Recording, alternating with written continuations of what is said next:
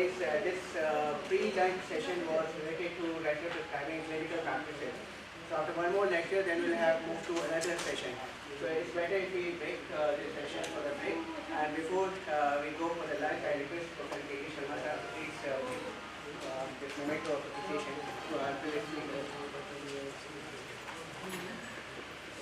Professor S. Khandan sir.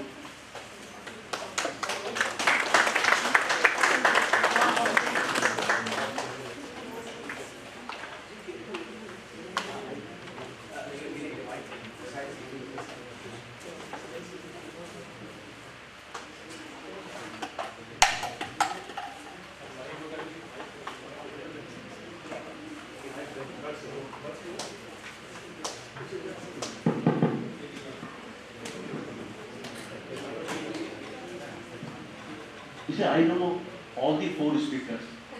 They are the best among the best. Okay? I've seen them growing. Dr. Radhakrishnan, he was teaching in University of Oxford. So some students, they asked him, then what is the difference between the schoolmaster and station master? Station master. He said, the station master minds the trains. School teacher trains the minds. We are the teachers who trains the minds. All four in their life. God bless you. All four. Well, Dr. K.K. Sharma, he has been the father figure in pharmacology. I think most of the people have interacted with him, not only a wonderful pharmacologist, but one of the best persons you will ever know. We were very lucky to have him repeatedly for exams at our place. And our students, they used to love him. मैं sir को हमेशा कहता हूँ ये क्या करते हैं कि बच्चे से वाइवा देना शुरू किया, बच्चे ने नहीं बताया कुछ, नहीं सर खुद पढ़ाते हैं, फिर सर को लगता है कि इसको बहुत कुछ आता है, क्योंकि सारे आंसर ठीक देते हैं, and most of the students they will end up passing. So students used to love. Dr. Sharma, the result is going to be 98% or something like that, because he will teach and then he will set scoring. Right? Wonderful, sir.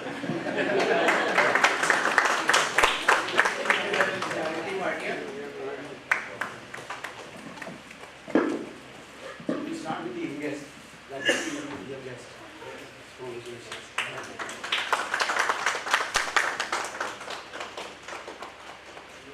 Professor L.C. Gupta.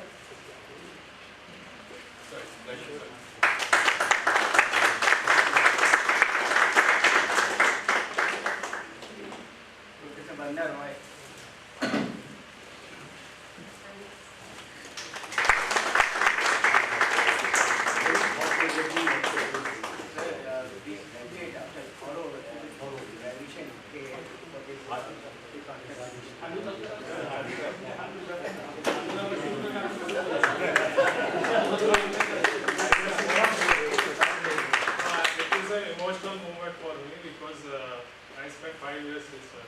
Before moving on to AIMS Rishikesh, I have been with sir for the last 5 years at Sharda University. So, and I met him after about a year or so. Yes, after a year.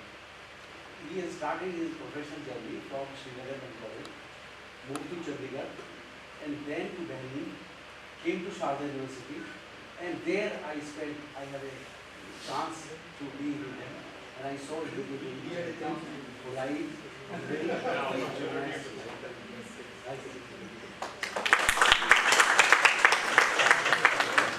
Now we'll reassemble again after the lunch. Thank you so much. Lunch break is only for 45 minutes. 45 minutes.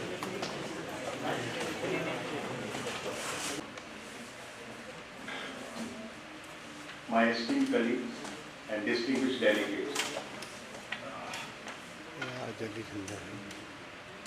in this session I will be discussing with you some of the basic aspects of the ethical and legal aspects of clinical trial. A new drug is first tested in animals, and if animal data reveal adequate efficacy and reasonable safety, then the drug is first time given to human being to conduct scientific study. we cannot use the drug, new drugs, directly into the population just on the basis of successful animal studies. Because animal data cannot be extrapolated in totality in human beings. So, true experimental model for man is made, and that justifies the human research. So, we conduct the scientific study on a new drug in phased manner in human volunteers.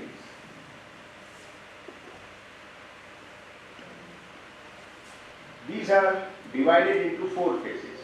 So, according to Sir Bradford Hill, clinical trial is a carefully and ethically designed human experimentation with the aim of answering some precisely framed questions. It demands equivalent group of subjects concurrently treated in different ways. So, in the drug discovery process, the preclinical phase means the animal studies. Phase 1 clinical trial means here the new drug is first time given to the normal volunteers. Aim is to assess the safety and tolerability of the drug and also to do the pharmacokinetics. In phase 2 clinical trial, the drug is first time given to the patient suffering from target disease. And here, by randomized controlled trial, we compare the efficacy and safety of new medication versus standard medication, and if standard medication is not available, then against the placebo. Phase 3 is a multicentric trial. Several hundred to few thousand patients are recruited in different hospitals. Again, by randomized controlled trial, we assess the efficacy and safety of the new drug versus standard medication, and if it's not available, against placebo. To some extent, here we get some idea about the status of a new drug in therapeutics. We decide optimum dosage schedule. We identify some special characteristics of a new medication here. And after the phase 3 clinical trial, the new drug application is filed before the licensing authority, and after the phase 3 trial, the marketing permission is granted. The study on a new drug is not complete with a grant of marketing permission. We conduct the scientific study on a new drug even after the grant of marketing permission, and that is the post-marketing surveillance. Nowadays, we require the registration of clinical trial under CTRI, and licensing authority here in our country is Drug Controller General of India. So CTRI, here we have to register the clinical trial, and from next year, the CTRI will be registering only the prospective studies.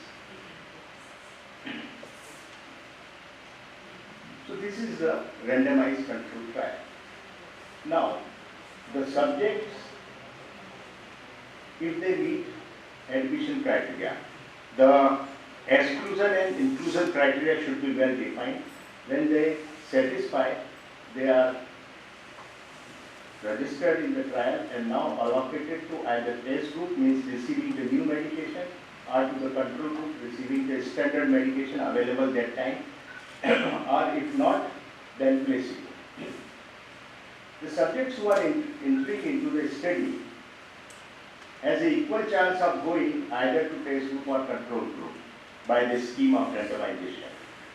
The composition of test group and control group will not be affected by the bias of investigator and subject. The reason is the test group and control group should be identical in most of the aspects except the treatment given. Only then the difference in outcome can be attributed to the difference in the treatment. So randomization will ensure that the confounding variables are evenly distributed. So what are the 3 ABC of the clinical trial? A means random allocation, B means blinding, and C means control. So we randomly allocate the patient either to control group or test group by the randomization. The control group must be there for the comparison. Most of the time we have the standard medication available for the illness. We compare new medication with the standard medication, and if it's not there, then it's the placebo. blindly. And when the identity of the treatment is known to both patient and investigator, it's an open study. When the identity of the treatment is concealed from the patient, it's a single blind. When the identity of the treatment is concealed from both investigator and the patient, it's a double blind. And when identity of the treatment is concealed from the statistician who is analyzing the data, it is known as the triple blind. It was the routine recommendation that if the drug is already approved and marketed in other countries, we start the study in the phase 3. If drug is not approved or marketed in other countries, then we start the trial in one phase earlier to trial in other countries. If a new drug is discovered inside the India, then we require phase 1 to phase 3 before the grant of marketing permission. And new drug discovered in other countries, phase 1 trial will start after phase 1 data are available from other countries. These are the routine recommendations, but these are relaxed from time to time in public interest. Bioethical code of conduct for the human experimentation has emerged from the Nuremberg Code. Brutal experiments were performed by Nazi doctors on uninformed prisoners of Second World War. These experiments were freezing experiments, high altitude experiments, poison experiments, burn experiments. They inflicted the wound, then infected the wound, and then tested the effect of the sulfur drug, anti-infective effect of sulfur drug. So that was the long history of brutal experiment performed by the Nazi doctor, and then the 10 basic principles were enunciated in the Nuremberg Code. Then we have the Belmont report. Tuskegee syphilis study in USA. Around 400 patients of syphilis, these were the Afro-Americans, were followed for 40 years from 1932 to 72 to study the natural course of syphilis disease. So 399 patients of syphilis were followed against 201 normal Afro-Americans. That time penicillin was available, but they were not given the penicillin. Some patients died in these 40 years. Wives of some patients were affected by the disease. Babies with congenital syphilis were born. A lot of hue and cry about this United States Public Health Services study. And that's why then US President Bill Clinton tendered public apology in 1997, and USA has to give $7 billion as compensation. So we have also some of the things which have happened in our country. One was the Fallopity bioequivalence trial. One patient in the trial died. The investigator then argued that this volunteer was in habit of participating in different bioequivalence trials. But that argument of investigator was not accepted because the volunteer was regularly coming to the trial because of monetary inducement, and that was considered wrong. And because of that monetary benefit, the volunteer ignored the risk involved in the trial. So that volunteer is given compensation, the remuneration, but it should not be a sort of inducement. Then there was a vaccine trial, new pneumococcal vaccine trial. The trial was conducted in one of the medical colleges in Bangalore with the help of CRO from Hyderabad. Healthy babies were to be recruited in the trial, but one child died because was suffering from the cardiac disease. When the matter was investigated, it was found that the institution was not having the ethics committee truly formed. The president or the chairperson was not from the outside institution. That was a Dutch company, developed a stent, and in 70 patients of ischemic heart disease, the stent was placed without the consent of the patient. And it was told that it was a part of test, angioplasty. And again, there was a lot of human trial.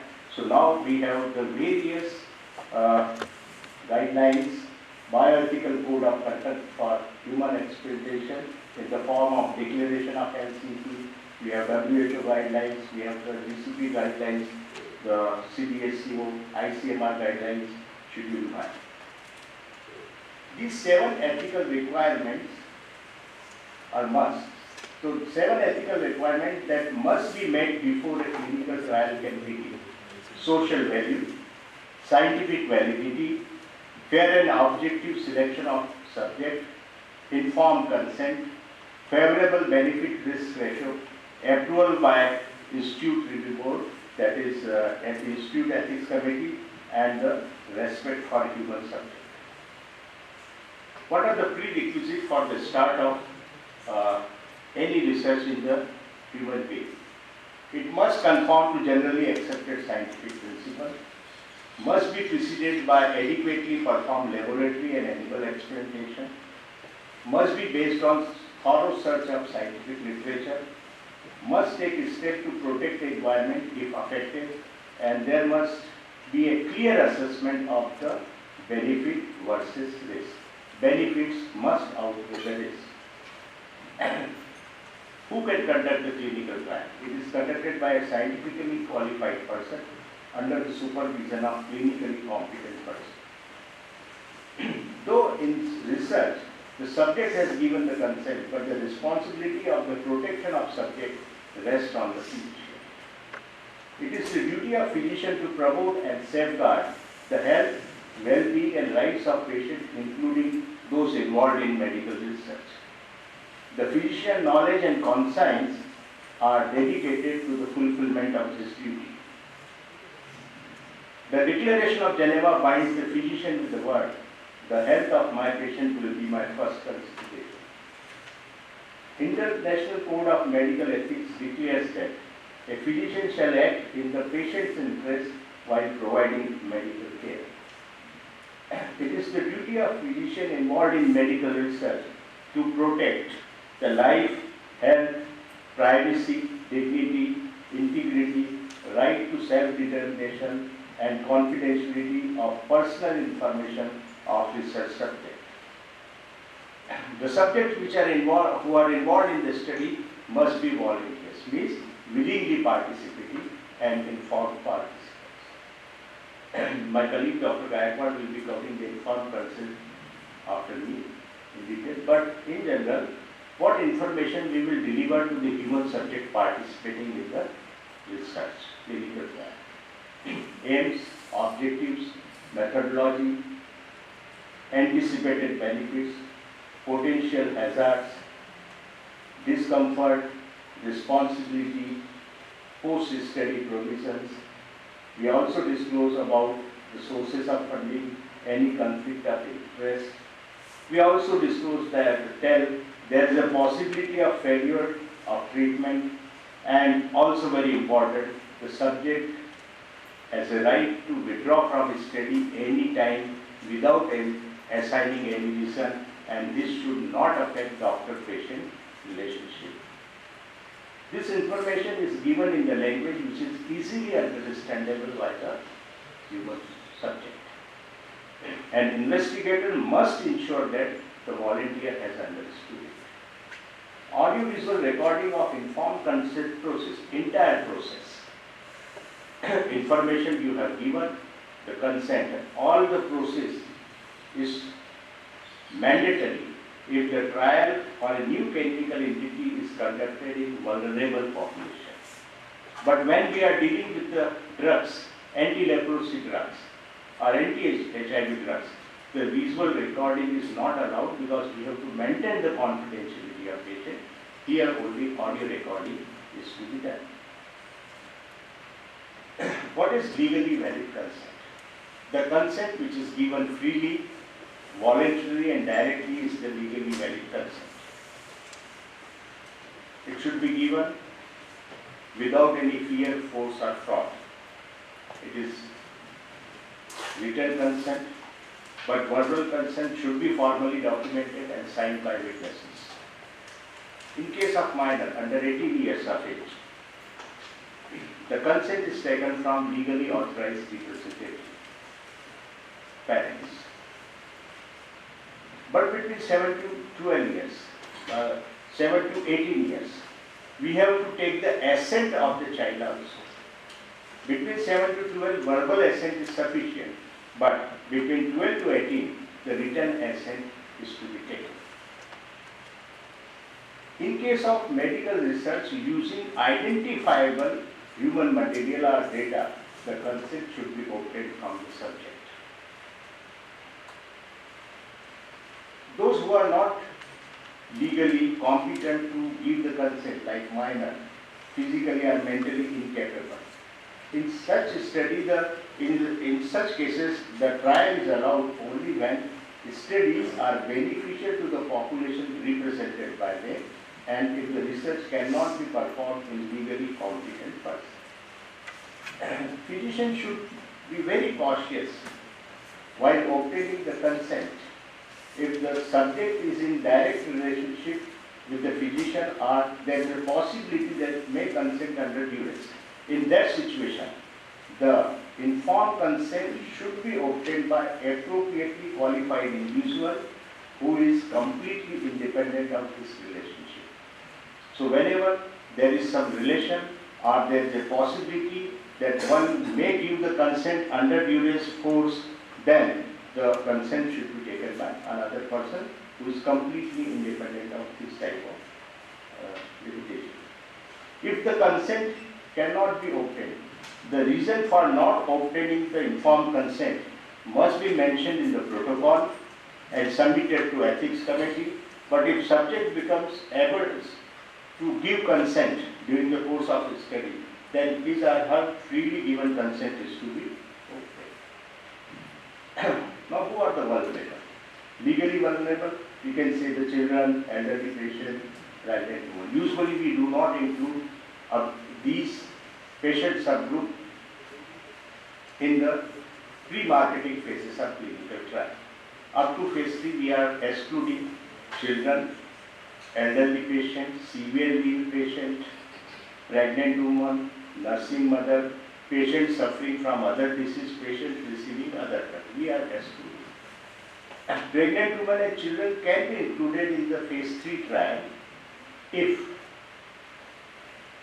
the drug has a unique property or going to have a unique value in a disease peculiar to the pregnant woman or children. But they are included only when the phase 3 data are available in other animals. Socially and economically disadvantaged person should not be exploited for the benefit of those who are well off. So, the vulnerable subjects, when we are dealing with vulnerable subjects, the sufficient safeguard to the vulnerable subject must be ensured. The burden and benefit of the research should be fairly distributed without any arbitrariness or discrepancy. Some persons have a reduced autonomy, students, prisoners, employees, subordinates, service personnel. So one should be very cautious while obtaining the consent from these vulnerable subjects. Where we conduct the clinical trial, the facility must be available to meet any emergency. If a patient cannot give consent and no legally authorized representative is available, and the condition of patient warrants immediate treatment to save his life, then the treatment is instituted without consent. This is the provision in section 92 of Indian Penal Code.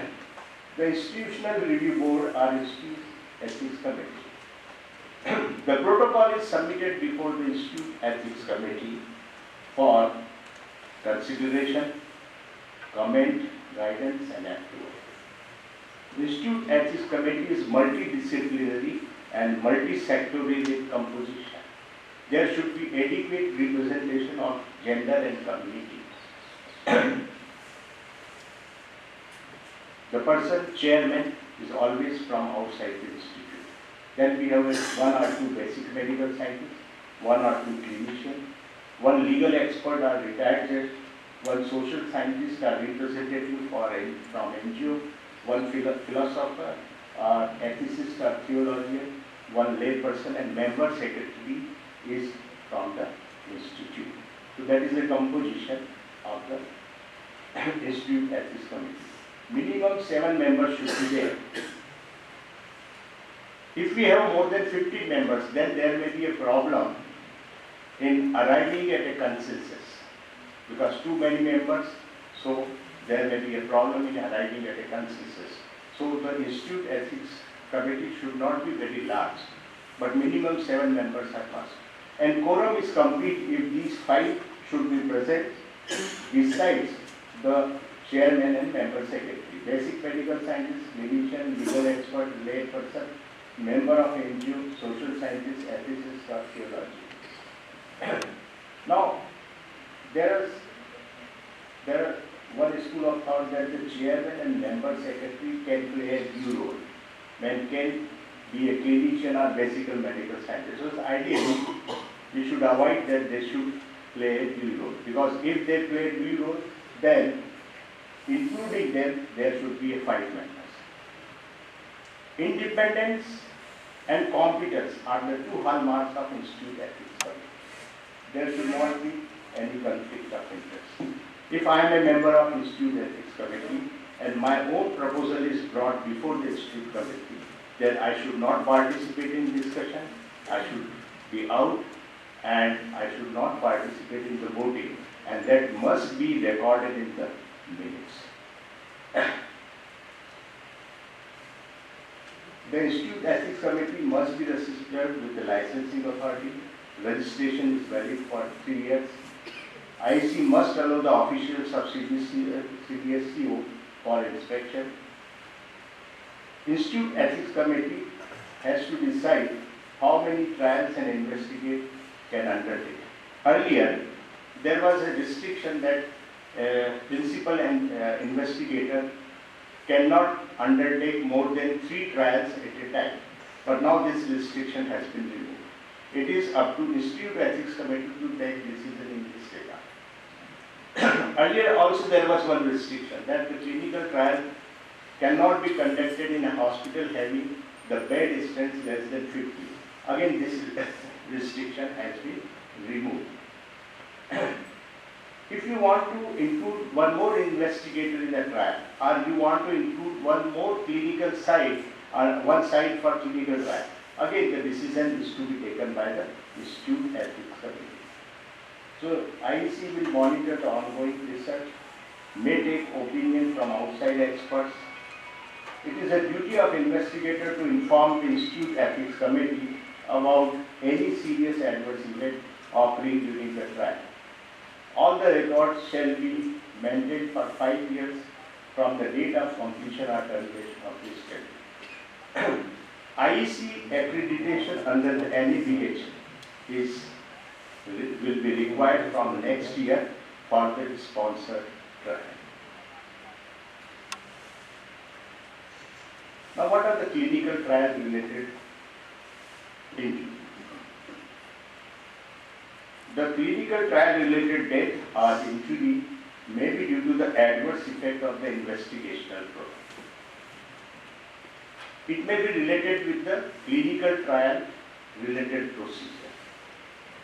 It may be because of placebo, because placebo is not offering any advantage, therapeutic benefit.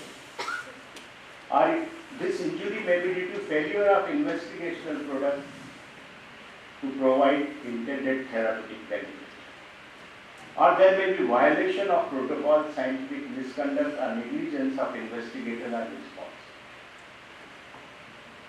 There may be adverse effect of concomitant medication or injury to child in utero because of participation of parents in the clinical trial. So these are the possible reasons for the death or injury related to clinical trial. If serious adverse event is occurring during the clinical trial, it is the duty of principal investigator to inform the licensing authority, sponsor and chairman of Institute Ethics Committee within 24 hours. A detailed report by sponsor and the principal investigator is to be submitted to the licensing authority, Institute Ethics Committee and the head of the institution where the trial is conducted within 14 calendar days from the occurrence of event. Institute Ethics Committee is required to submit a detailed report with opinion to licensing authority in 30 days. In a case of death, the expert committee set up by the licensing authority will go through the report and will give opinion in 105 days. Licensing authority will pass the order of compensation in 150 days and the sponsor must pay within 30 days of passing the order. So these are the timelines which are fixed. But my teacher, my guide, my philosopher, Dr. P.L. Sharma from PGI, when I was presenting before him, he interrupted me and he commented on the first line. Principal investigator, as soon as he comes to know that some serious adverse event has occurred, must telephonically communicate to the chairman Institute Ethics Committee, because chairman of the Institute Ethics Committee now will decide whether the second patient, next patient is to be randomized or not. So 24 hours is a time limit, but must inform as early as possible.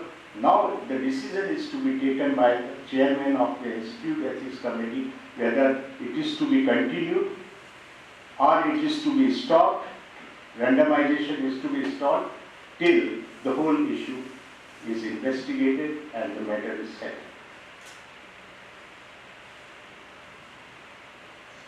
After the grant of marketing permission, the pharmaceutical company who has developed the drug is under the obligation to report about the adverse event. Every 6 months for first 2 years and then annually for next 2 years in the form of periodic safety update report. Because in our country a drug enjoys the status of new drug for 4 years. Now suppose serious adverse event is occurring or death is occurring. The compensation is to be paid by a sponsor or his representative. So a formula has been designed how to calculate the compensation. Compensation is equal to B into F into R. Now what is the meaning of B? B is a base amount. It is fixed as 8 lakhs. Interest of 8 lakhs will be equivalent to the daily wages of non-unskilled person. So 8 lakhs is the base amount. Its daily interest will be equal to the daily wages of unskilled person, unskilled worker.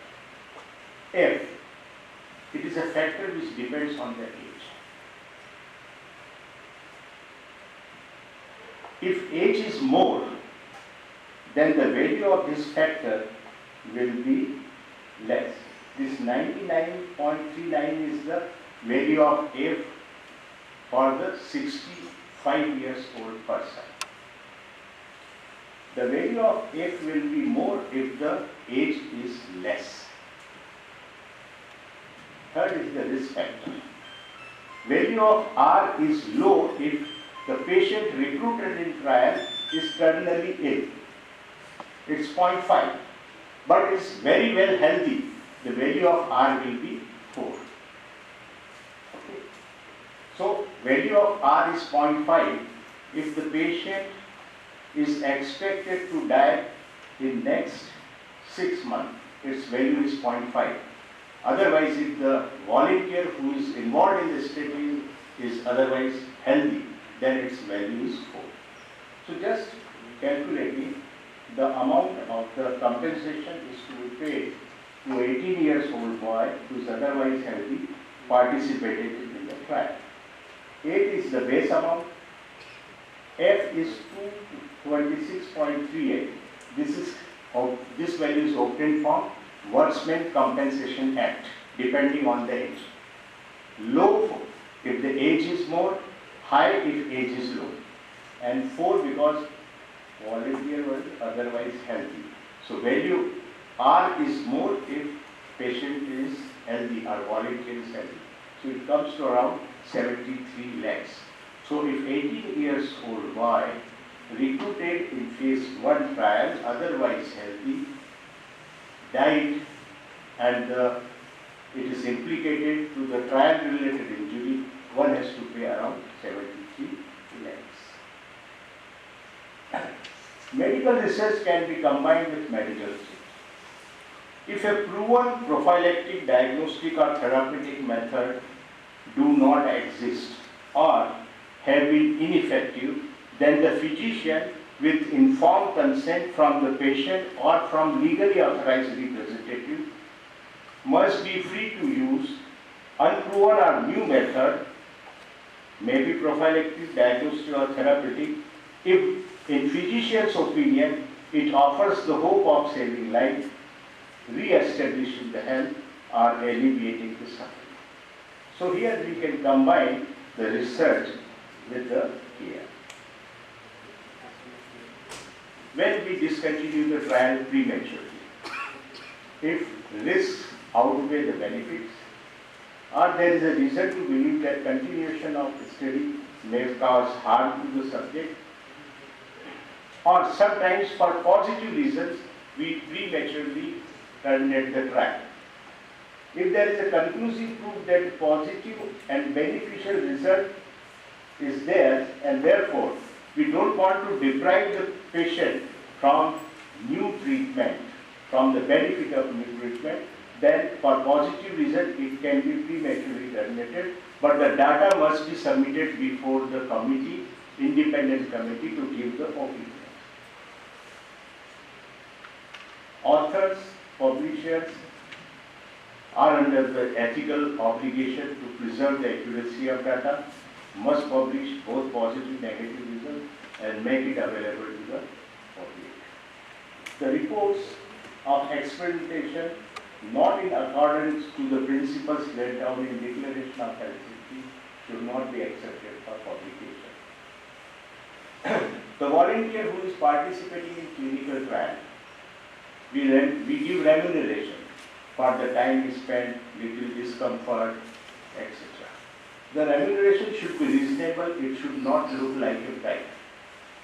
It may be in the case of that. If a guardian is giving the consent on the behalf of child, then the guardian is paid only out of pocket expenses. If a subject is withdrawn from the research for medical reason, the subject should get the benefit of full participation. But if the subject withdraws for any other reason, he or she should be paid in proportion to the extent of participation. Now we randomize the patient either to control group or to the test group. In the beginning, if we have the idea that the one of the treatment is inferior, then randomization is not allowed, because then we are knowingly exposing the patient to the inferior treatment. Placebo-controlled trial are allowed when no satisfactory treatment is available. Otherwise, we always compare the new medication with all standard medication are already available treatment. Or diseases of benign nature is mild, and exposure to the placebo will not cause any serious harm. To avoid, but we should avoid the abuse of this option. We must disclose to the patient participating in trial during the course of the study there is a possibility of getting the treatment which is not effective. Deception declared is acceptable, but the deception concealed is unethical. If the patient deteriorates during the course of the study, it's a double-blind trial. Court should be opened and appropriate treatment should be started. In crossover design, we have the washout period. Means the patient is taking both the treatment to be compared one by one, and there is a period washout period which is usually more than 5 of life of the first treatment. If in washout period patient deteriorates, then active treatment should be given.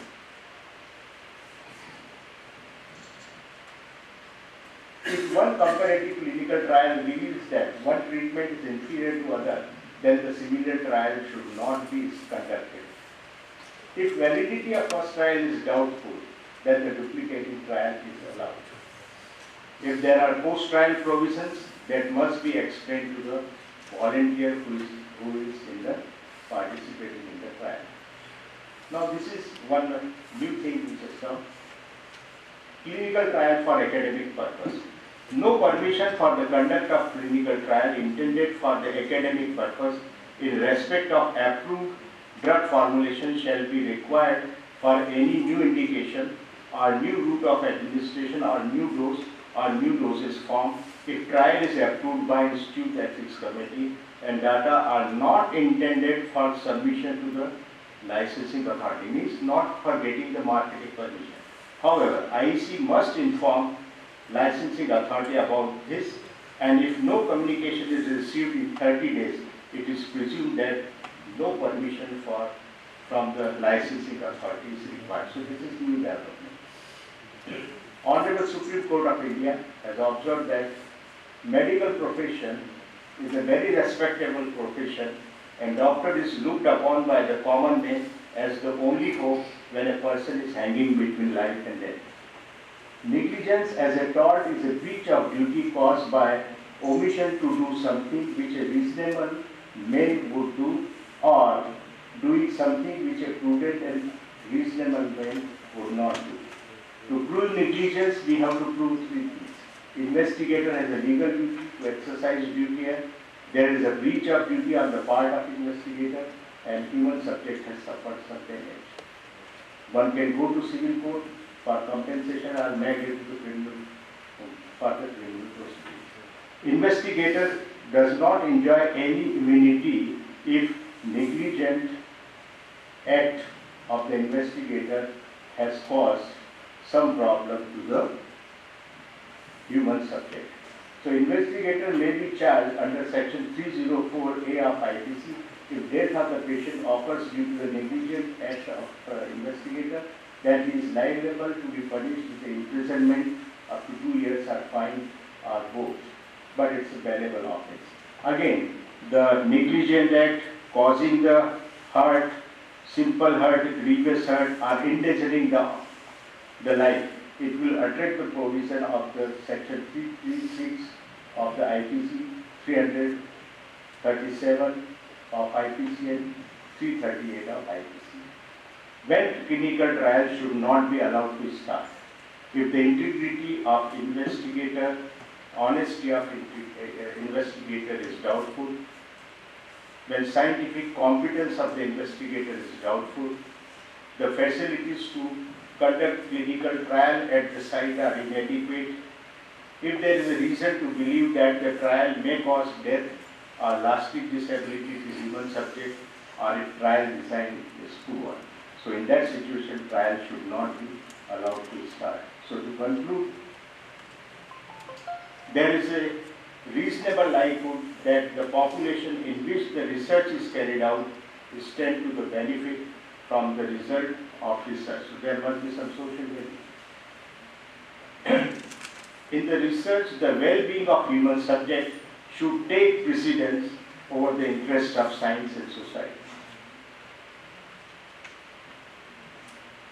According to Jessica Salabank, clinical trials are a crucial and necessary aspect of medical research, but highest standards of ethics should be applied at all the times in all countries. This is the opinion of Dr. Anders Milton in the World Medical Assembly. Research should not be carried out in developing countries just because it is cheaper and laws are more lax. The same ethical rules should apply wherever the research being conducted. And what is ethics? Ethics is knowing the difference between what you have the right to do and what is the right to do. If we take care in the beginning, the end will take care of itself. Thank you very much for kind attention.